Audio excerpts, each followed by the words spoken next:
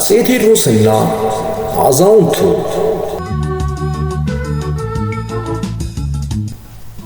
አፄ ቴዎድሮስ የገበሬውን ኑሮ በቅርብ የማየት ልምድ ስለነበራቸው ብዙ ጊዜ ለብቻቸው ተመስለው ከተማ ውስጥ ይዘዋወሩ ነበር።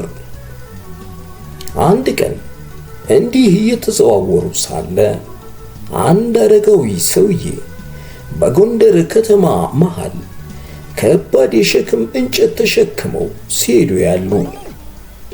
ሰውየው ከሸክሙ ክብደት የተነሳ በጣም ተቸግረው ነበር። ንጉሡ ተመስለው ስለነበር አጠገባቸው ደርሰው እንዲህ አሏቸው፣ አባ ያንን ከባድ ሸክም እባክዎ እንዳግዞት ይፍቀዱልኝ። አዛውንቱም የዚህን ሰው ማንነት ሳያውቁ በቅንነትና በክብር መለሱለት፣ ፈጣሪ ይስጥልኝ ልጄ፣ ነገር ግን እኔ ራሴ ስሸከመው ኖሬያለሁ።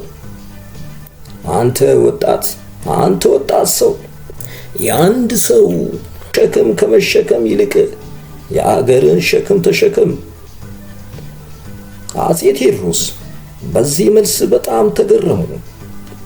ይህ አረጋዊ ሰው ለእርሳቸው ምን እንደመከሩ ሳይረዱ የንጉሥ ትልቅ ኃላፊነት እንዲያስታውሱ አድርጓቸዋል። ንጉሡም በፈገግታ የአዛውንቱን ሸክም እዛው ካሉ ሰዎች አውርደው ወደ ቤታቸው ከሸኙ በኋላ ለዚያ ትሑት አረጋዊ ሰውዬ ልዩ ክብርና ስጦታ እንዲሰጧቸው አዘዙ።